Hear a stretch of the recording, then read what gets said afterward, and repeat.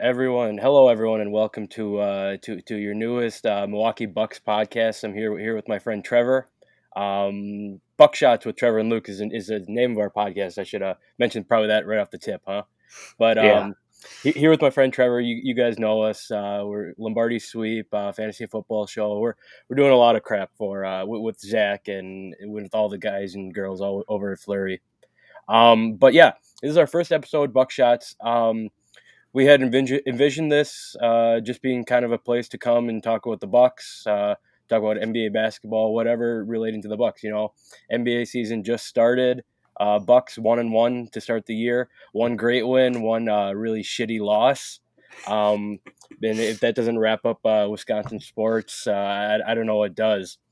But we'll just start off right there. With the first two games. Trevor, what are your initial thoughts on seeing the big difference in a 23-point win against the Nets to a 42-point loss to the Heat? It's really intriguing to me, like hearing all the Heat fans talk about like this and that. And yeah, Giannis and Milton played, but like Connaughton had to play the five. And Hmm. we'll get into the injuries later, but Connaughton had to play the five. How are you supposed to defend the paint and how are you supposed to defend the three ball if Connaughton is your five? Like it all stems from that. Like it doesn't matter who you got playing. So I don't know. I People freaking out or Heat fans thinking they have something. I mean, you still got swept last year. I don't know what to tell you. Right. You still got swept after tell everyone telling us that Tyler Hero is the next coming to like Jesus Christ, and Jimmy Butler is like the greatest NBA player to ever exist. And Yeah, the thing that came up with that Heat game is early in the week, I think PJ Tucker had mentioned that he had the Bucks game circled on the schedule, and he's ready to bring it to him. And then the fan favorite, my guy Bobby Portis tweeted back with just like the face palm emoji. Bobby Portis yeah, just seems just like a great guy to have in Milwaukee. He definitely turned into that fan favorite. yeah. And I mean, like PJ Tucker played fine, but I mean, there was no threat in that game. Like Right. Miami out rebounded the Bucks 58-38. Does anybody in their right mind think that's going to ever happen again? Like, if anything, it's going to be 50-50. Right, especially with of course they're going to get probably 10 more rebounds with Brooke Lopez out, and Yeah. Bobby. If you take out Brooke Lopez, Bobby Portis, and the other 17 guys who were hurt for the Bucks, it does make sense that they went down 20. But with Bobby Portis hurt, with Rodney Hood, Semi Ojeleye, Dante DiVincenzo, I think that win against the Nets makes it that much more impressive. They're kind of dealing with their own thing without the whole Kyrie Irving situation, but they still have James Harden, Kevin Durant. Um, I don't know. I don't know what you thought, but after that awesome ring ceremony, it was great to see them come out and 20 ball the Nets game one. Yeah, I mean, I don't think like even after game two, I mean, anybody who takes it into account, like whatever, like you do you. Game one just proved to me that if Irving isn't here, the Bucks are going to win the title and nobody's going to stop them. Right? Right. Like we're seeing what the Lakers are doing. The Nets shot 53% from deep, and they lost by 23 when we had all those injuries, and that is with Patty Mills being 7 for 7 from deep. Like that's neither of those things is going to happen again. The Bucks probably should have won by like 30 if we're being honest. So, and that was with Drew Holiday too, leaving in the first half, I believe. So, Right. I want to. yeah, Yeah. I want to say he even left like maybe the first quarter. yeah, And then just kind of to hinge off of that, Drew Holiday obviously had the heel contusion, right? He's back tonight against the Spurs. Do you imagine him being limited in any way? Are you concerned with him playing this early after a heel contusion, or is it just something not to worry about at all? for me, I kind of hope they do limit him a little bit, just because I guess the way I've kind of looked at this whole season is like we've already won the title, right? The only thing to do here is repeat. Like it doesn't matter how you do it. Right. So for me, it's like we don't need this guy for the regular season. Like obviously you do for seeding, but we just need him for the playoffs. So I mean, be as slow as you need to be with him because this doesn't matter. Like this Spurs game won't matter unless we're somehow in the play-in games. Right. And especially too, if we're going to take Drew Holiday out, that means, it's not like we don't have a capable backup point guard. I mean, George Hill's been Yeah. around the block how many times and how many times again. If he can get to any little bit of what he was, what was it, 3 years ago when he led the league in 3-point percentage, Hmm. I think the Bucks are in for, a pretty good year if they're getting maybe 12 to 15 points and threes off the bench from George Hill. Yeah, and I mean, I think the biggest thing, about that Nets game too was everybody was getting shots. Like Grayson Right. Allen took 10, Nora took 13, Connaughton took 13. Like they were getting shots, and outside of Grayson Allen, they were making them at a high percentage too. So it's nice to see the confidence. I mean, this depth is going to be tough. Like I don't know how you play against it because anybody can come in and just fireball you right off the bat.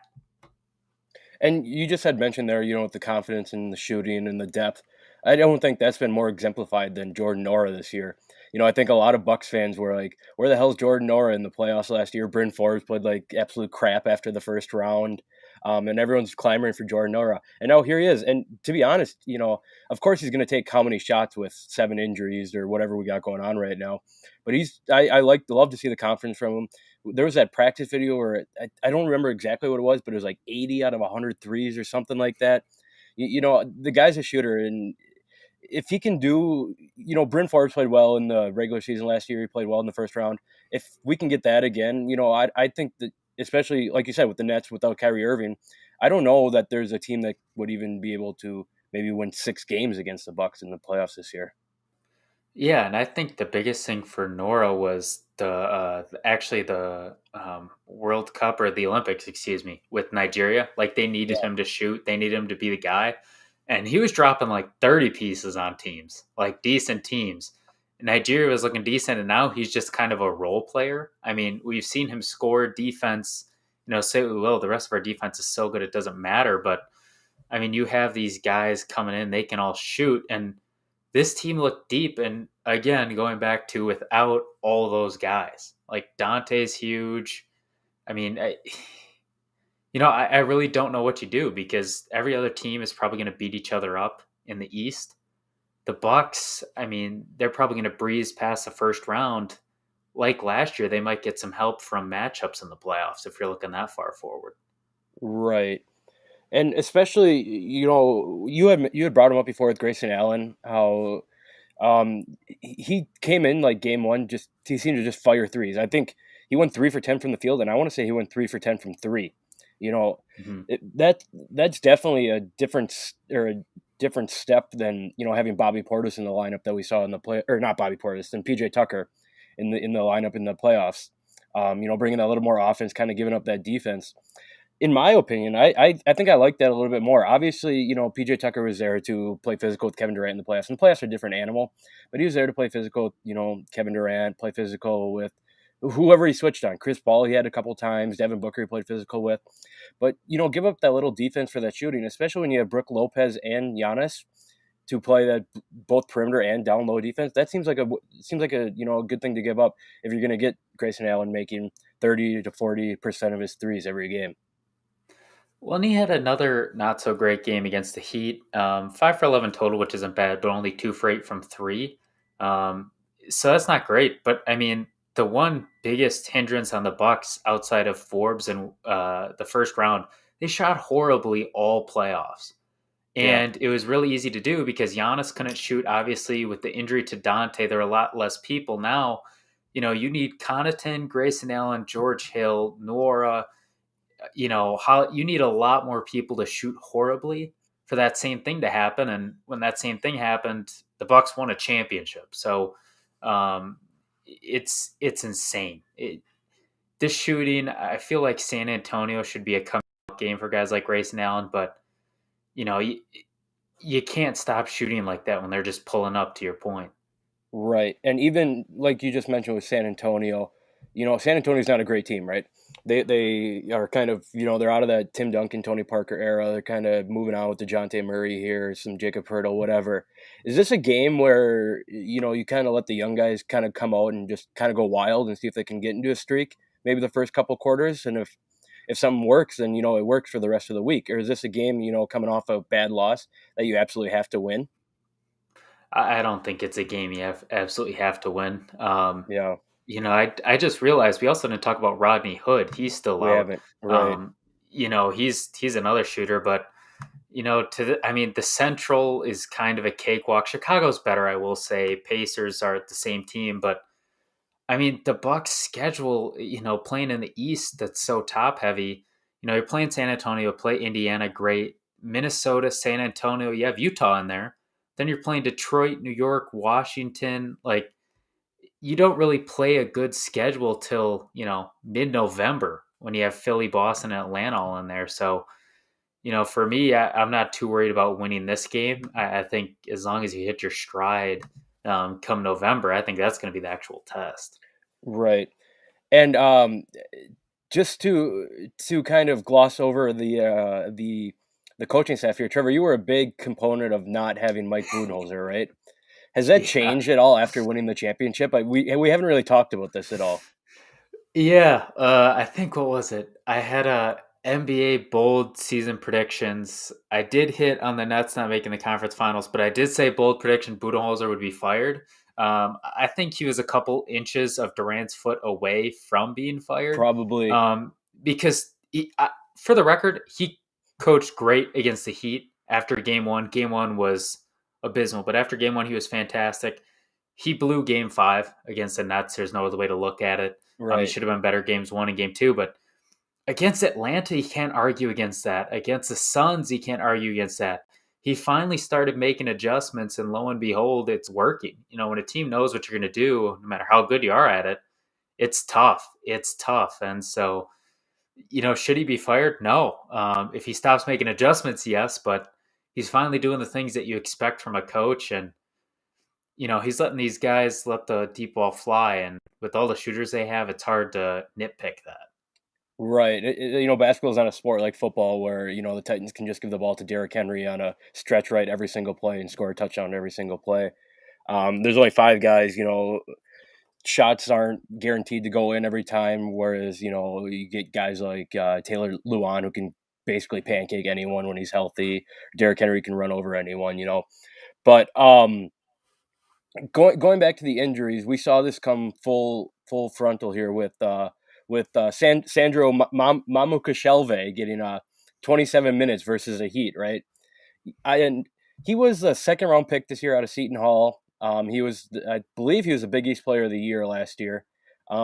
This almost feels like a steal for the Bucks in the second round. I've always thought that no matter how good a player is or how bad they are or whatever, if they win the player of the conference in their conference, they got to be a pretty good basketball player, and it's worth taking a second round shot on them. And I think a lot of players get missed on that. A lot of players go undrafted, and then someone picks them up, and they succeed they succeed at one point in the NBA, and everyone's like, "Whoa, where did this come from?" One that comes to mind was when Yogi Ferrell had that crazy 10-game stretch, 4 years ago. But I think this is a gem that the Bucks got with Mamu here. He seems confident. He's a big, tall guy. He looks like he can defend low. He can stretch the floor a little bit, shoot the three a little bit. It's probably not likely that him and Giannis play together in any big games. But just to get him his experience in these games, it's great. I don't want to say the injuries are good for him, but I am saying those injuries are good for him to get that NBA experience. Yeah, and I think he worked so perfectly for the Bucks too. Not only is he obviously this great player, but a lot of teams couldn't pick him. I think couldn't in air quotes because his defense isn't great. It leaves something to be desired. But when you're in a Bucks team that's this good defensively, it's very easy to hide that. Right. And especially when you're like switching and stuff, like it's not hard to play with that. If you have one bad defender, I mean, it's the NBA. Usually teams have three bad defenders. So when he brings you that offensive side, and he's so tall too, so even if he's just going straight up, he's a problem. He's absolutely a steal. I was hoping they do a little more with the draft. Maybe Deron Sharp, is he the guy that came out of North Carolina as their big center? De'Ron, yeah. I was hoping they kind of go to him. He went earlier. I didn't expect him to fall, but I mean, you got, I think, two extra second round picks as well. You get this guy. I mean, you don't need anything special. You're just going after repeating. So you don't need a project. So Right. great pick. Yeah, and I've always been on the train that if you're a championship team, it doesn't hurt to get more shooters, right? And that's what Jordan Nora is. He's a shooter that we need. Picking up Grayson Allen, I think was huge. I know you're a big Wisconsin fan. I'm a North Carolina fan. I'm sure we both fucking hate Grayson Allen in college, right? But it's kind of like a love hate relationship with him coming to the Bucks. But I think it works for the Bucks. this is probably the most I've ever thought I'd ever talk about Grayson Allen, but I think he fits. He can play a little bit of defense. He's athletic as hell. He can shoot the ball. But getting these shooters around Giannis is obviously the big thing, and that's what Bucks fans have been clamoring for the last 9 years now, and it came to full fruition this year. And I don't see why that would stop. Or last year, and I don't see why that would stop this year. Um, Yeah. Go ahead. I'm sorry. Yeah, and like one of the big things too was we got him to an extension, 2 years, 20 Yeah, million. I think 20. like you look at some of the guys like Marcus Smart is making 13. Terrence Ross is making 13 and a half. Kennard is making 14 to just shoot. Bertans is making 16. So like Didn't Kevin Herter just get like 48 for 3 years or something too? yeah, he got something nuts. I just have the top Yeah, 100 here, so yeah, I don't see him. But I mean, like, it's a completely different age in terms of contracts. Like, I'm pretty sure 10 million a year is kind of what we gave, like almost like a Deli and Teletovic combined. So that kind of right, puts it in perspective. But I mean, 10 million doesn't get you what it used to in the NBA. So 10 million per year for him, extension, lock him down. He's nothing special, but you need pieces, and he's a hell of a piece. right. And speaking of a hell of a piece that we signed in the offseason is Semi Ojeleye, who's hurt too. I think that he coming out of South Carolina, he led the team. He led South Carolina, beat Duke, I want to say, in the second round, and led them on to that Final Four run. Maybe 4 or 5 years ago. I think the guy's a good player. He showed some stuff in Boston, but he's that extra wing defender. He's not going to be a guy who's going to, he's not going to be the Kevin Durant stopper or the Trae Young stopper or anything. But he's going to be the guy that slows him down a little bit, get Giannis a little rest on defense, get Chris Middleton a little rest on defense, and I think that helps. As you're trying to make the second run here for a championship. He's not going to provide a whole lot on offense, but he's just another solid player, just like Grayson Allen. Yeah, and I mean, he played with Duke sparingly for 2 seasons, transferred to SMU. You talked about player of the year. He was the AAC player of the year. You're right, He's SMU, not not, South Carolina. he's not tall. He's 6'6", but he's a building block. I mean, he's 240. He's a big dude. A lot of Boston fans are talking about he's not that good, but I mean, the Bucks don't really need that good, right? Career, he's Right, shooting 35% from three. That's, fine. good enough. And his role in Boston was a lot more than we need him here. I mean, here he's just kind of rotation, get guys some rest to your point. So, whereas with Boston, they need him to be more and he couldn't be, he can be that here. And again, even defensively, if he's not the greatest, he's big and you can cover him up and he can guard a lot of people. So, again, good signings for cheap. Right, and that, just like you said, right there, good signings for cheap. The Bucks don't need to go out and splurge on anyone. I mean, we're hammering this point home here is that they have the superstars, just put role players around them, and that's how you win a championship. I don't know. Obviously the Lakers have LeBron James, Anthony Davis, Russell Westbrook, like they have stars. They just have all their money tied up in stars. Veterans aren't going to bring. I don't think that all these veterans that put around him, Carmelo Anthony, who I love, Rondo, DeAndre Jordan. You're going to need some youth and athleticism to make a deep postseason run because you need guys to spell, LeBron and Russell Westbrook because you don't want them, throwing up 18 bricks a game or doing whatever they do. So I like the youth, I like the athleticism. I mean, I like everything that comes along with these signings. It'll be interesting to definitely see how they go. One thing I wanted to bring up is in the preseason, the Bucks ran a set where I believe Chris Middleton had the ball up top, and they set a double screen for him. Two screens on the right side with Giannis and Drew Holiday setting screens. Giannis set a screen and then popped out, and then Drew Holiday slipped the screen, right? Chris Middleton hit him inside and brought three defenders down and kicked out to Pat Connaughton for a three. I haven't seen that yet this season. I don't know if you've seen anything like that, but I'm wondering if that's something in their arsenal that maybe they'll bring out against bigger teams. We said if Bud continues to do adjustments, like that's one adjustment right there that is going to work almost 100% of the time. You're almost going to get a three every single time because the NBA players need to watch that inside. All eyes need to be on Giannis. And when you have a player like Pat Con, I mean, you can even throw Grayson out, whoever out there in the corner. They're always going to be open there for that corner three. Yeah, and Giannis hasn't started out the season shooting well from deep. But I mean, there's no doubt that his form is better, right? Like he's 2 for 7 from three, so that's nothing great. But people forget, like everybody talks about Anthony Davis. Anthony Davis shot 25%, from three. Um, and everybody thinks he's a shooter, right? He shot kind of where Russell Westbrook was too. Um, and so he can make you have to stay out on him because there's going to be a game where he just absolutely murders you from deep. It's going to happen. So now when you slip Holiday and you keep Giannis outside, that's a big body outside. I mean, you can do multiple things, and I like the experimentation. I like it a lot because yeah, I hope they do it in the regular season too. They already did with Connaughton at the five, but I mean, what do you have to lose, really? I mean, obviously you would like home court over Brooklyn, but if that vaccine mandate stays and he doesn't get the vaccine, it might be better to not have home court. Right. And with Philly, the way they're playing, I mean, they don't pose a challenge at all unless they somehow land, Damian Lillard, which isn't going to happen. So I'm looking at the East. I mean, the only team that I think challenges them is Brooklyn. And so why not test out some things, see what works, see what doesn't? Because when the playoffs come, you can't do that anymore. Right. Yeah, playoffs come. You need, you'd be obviously playoffs are what 80 games away. Still, but Yeah. when you're coming off a title, you just want that playoff run to come again, right? So of course we're going to talk about the playoffs probably for every single show that we have. Um, but exactly like you said, now is the time to experiment with those different sets, those different different looks, especially with the schedule you had just brought up. Spurs, Detroit a couple times, um, whoever else, whatever. But these are bad teams.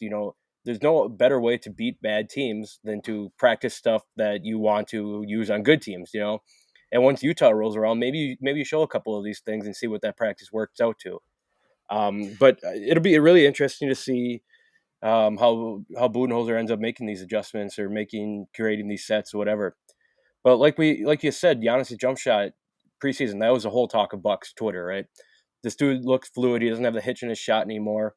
The one thing that I noticed is he's not taking 14 seconds to shoot his free throws anymore. It even got down to the point where I think Miami Heat fans weren't even counting on his free throws, which is pretty nice to see because I know that annoyed you as much as I did hearing everyone count when Giannis was shooting free throws in the playoffs last year. Yeah, and I mean, he was 6 for 10 against the Heat, but I mean, he couldn't find a shot. I mean, to tell you just how bad he was what, 3 for 8 from inside the 3 point line. So that tells you just how bad shooting he was overall. And those bad nights, I mean, I don't care what anybody says, they're going to translate to the free throw line. You look at the Nets, he shot 7 of 9. You just can't have 65%. And even with the bad game, he's shooting, 70. But I mean, these adjustments, that's why I think the Miami game was so big. And I think the other thing that I can't believe I didn't catch when I was watching the game, like you take out that first quarter. The first quarter, they got slaughtered 40-17. Right. They lose 3 quarters by 19 points. And that's when, I mean, Giannis and Middleton played 23 minutes. That's it. I mean, Thanasis played 18. And then you have the Heat shooting, what, 43% from three, 53% from the field. And in 3 quarters, they only outscored the Bucks by 19 without all those pieces. Like, you talk about experimentation. I think that experimentation, for as bad as the loss was, tells you we're not really that far behind these guys. A couple threes change hands, and we're talking, single digit game in terms of those 3 quarters. Right, and especially with the lineups you have going in, we've said it ad nauseum here that these players that they picked up aren't scrubs; they can play. But I think that just goes to show that they aren't scrubs. Like you don't feel as good with like Giannis out of the game or Drew Holiday out of the game, but you don't feel like it's a total disappointment that oh no, we have George Hill we're in the offense right now, or oh we need a couple threes out of Pat Connaughton. That's what I think makes this Bucks team probably what top 3 in the NBA right now is that they have so much depth and you don't have to worry about guys not coming out and scoring. Of course there's going to be bad nights like the Heat, but these guys are professional basketball players. And the other thing that I love is they play hard like every game. Like I get it's regular season, and I get, they were underdogs according to some betting lines, so they had a little chip on their shoulder against the Nets. But I was looking at the Nets. I mean, they were slow back on Yeah. defense, even for guys like Claxton who don't have a role. And the Bucks are just flying over the place, everybody. And people are talking about Giannis. His energy is contagious, and it is. But for me, again, that energy. it's something that people talk about all the time. You can't just turn it on come playoff time. Like you can try, but you can't. Brooklyn's probably going to play some garbage team. They're going to turn it on, but you don't really face adversity at all if you don't try. Yeah. And that's the thing with the Bucks that, not only are experimenting, but what you have, you faced adversity, so you don't have to worry about that come playoff time.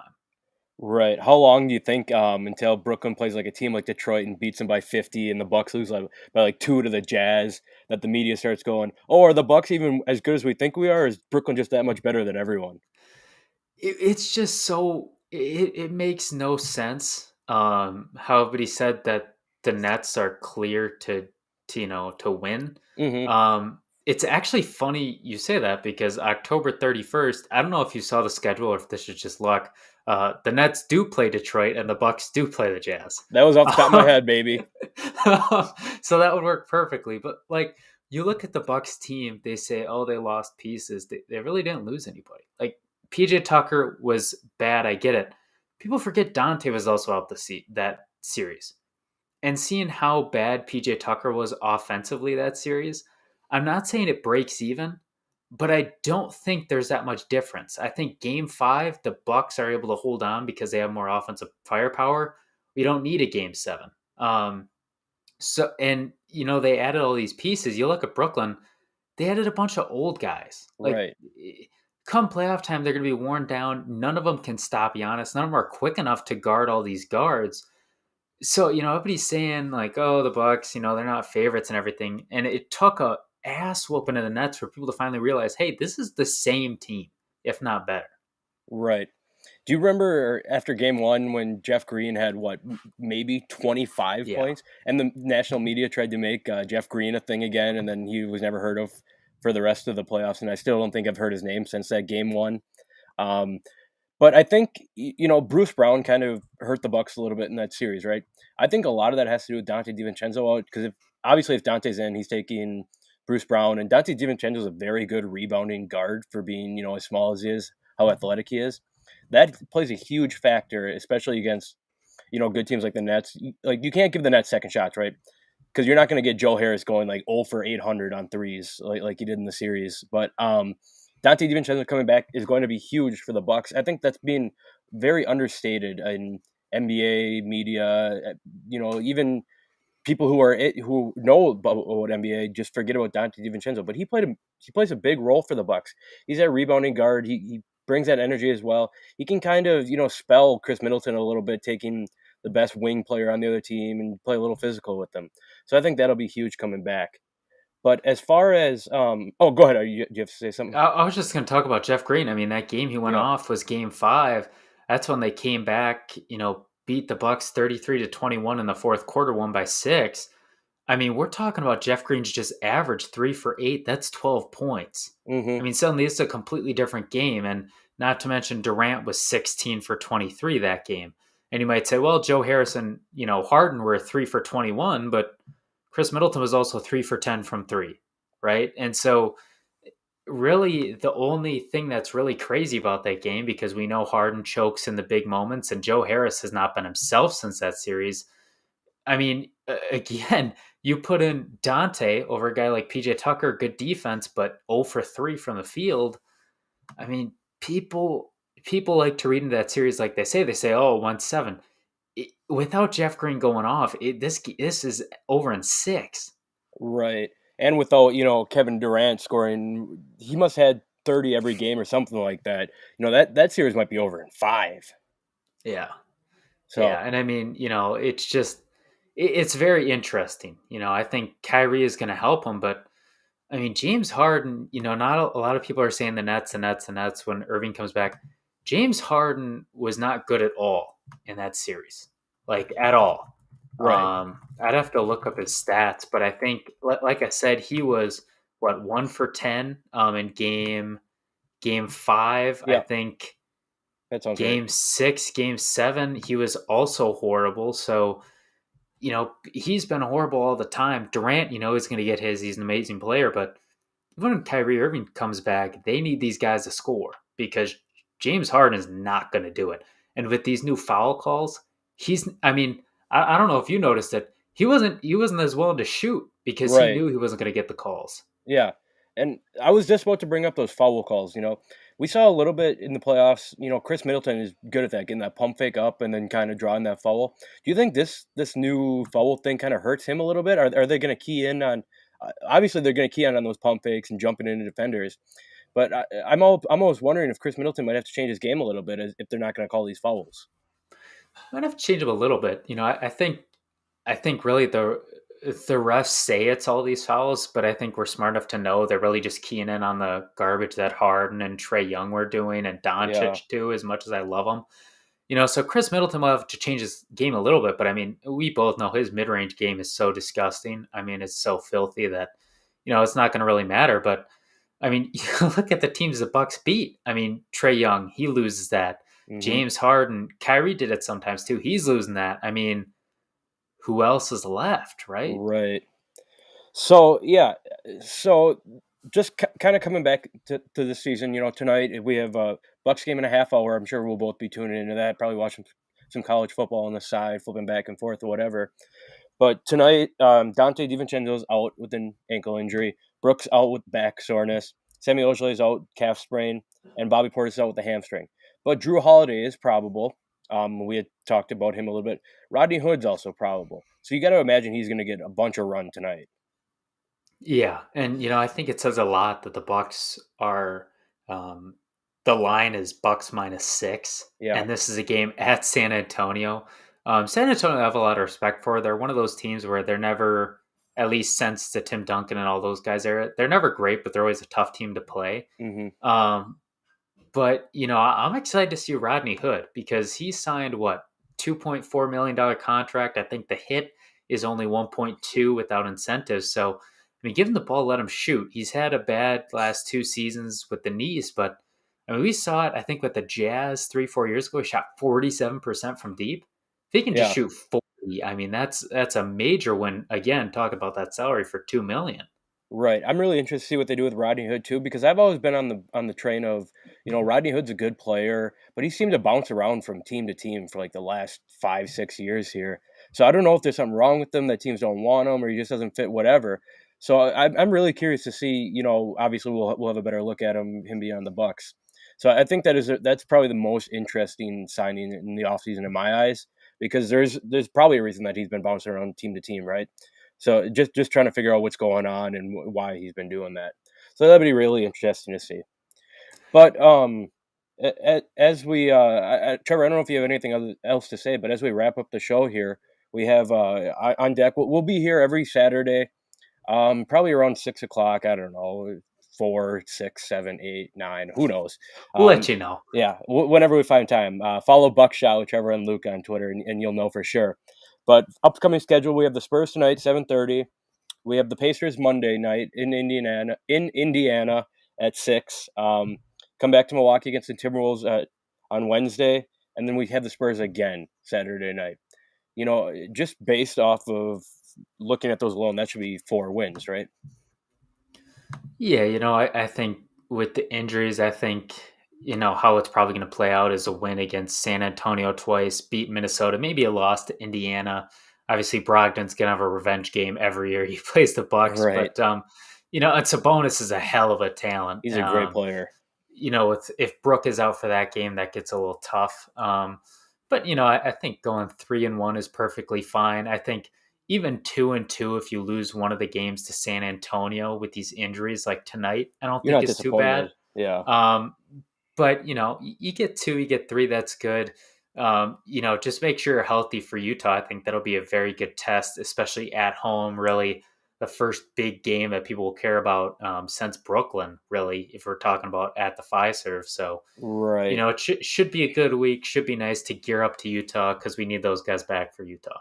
Right. Yeah. It'll be a great test right away. Right after, just like you said, right after Brooklyn. See how stuff is going. Maybe we see a couple new sets and we see something come out against Utah. But that's all I got. Trevor, you got anything else? You know what?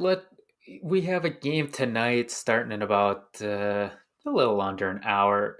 We're not going to predict every game, but what do you think the score prediction is for San Antonio? They Um, also have Zach Collins out, it looks like. yeah, I do like that -6 line. I didn't. You don't have the over under on you, do you? The over under is 225 and a half. So 225.5. We're gonna be without two starters in Dante and Brooke. I think coming off this Miami loss, Miami's obviously a team that the Bucks want to beat.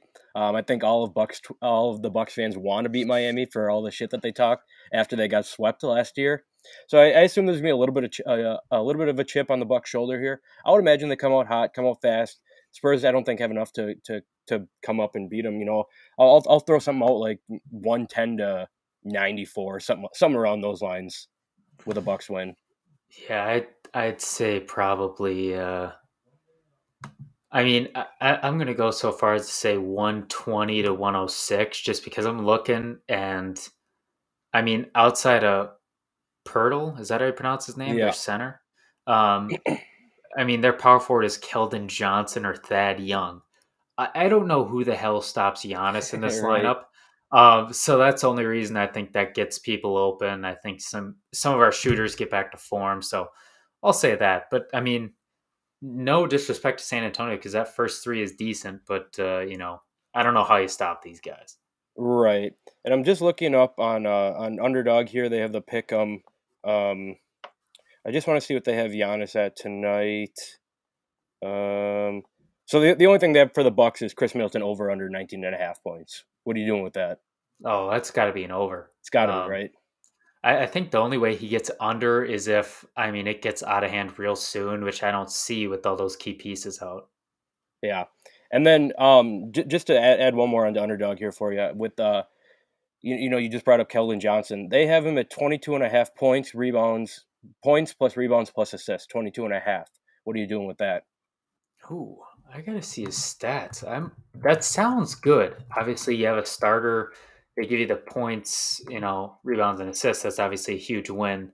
Um, this year so far, obviously only 2 games, 32 and a half minutes, 15 shots a game. Good lord, 21 points, 1.5 assists, and 4 rebounds per game. I gotta go the over on that. Think so too. We play good defense, but he plays a lot of minutes. Yeah, and he has to be the guy for the Spurs. They have him and Dejounte Murray. Really, that's it to get the offense going to get something going. So there's your underdog picks. If you want to put it in a two parlay, 3 times your money, take the over on Chris Middleton and the over on Keldon Johnson, and hopefully you can triple your money up. But And if that's you it for don't us. have underdog promo code Flurry, I think Flurry, something like that. if you Well, it basically doubles your deposit. yeah, we'll get that to you. But that's all we got. Please share this with your friends. I don't know where this is going to be out. I think it's on YouTube, Facebook, Twitch, and Twitter. Do whatever you can get the name out. And if you do like us, I know a lot of people don't like us. I know Trevor doesn't have a good rapport with the Clemson reporter who now works for the NFL. And Yeah. Wichita State fans said that they almost wanted to kill me. But we also host a Packers show with our good friends Jan and Zach, and we host fantasy football show on Wednesday. So definitely tune in for those. Both of them are on Wednesday, and we'll be back next Saturday for some more BuckShots with Trevor and Luke. Thanks, guys. All right. See ya. Peace.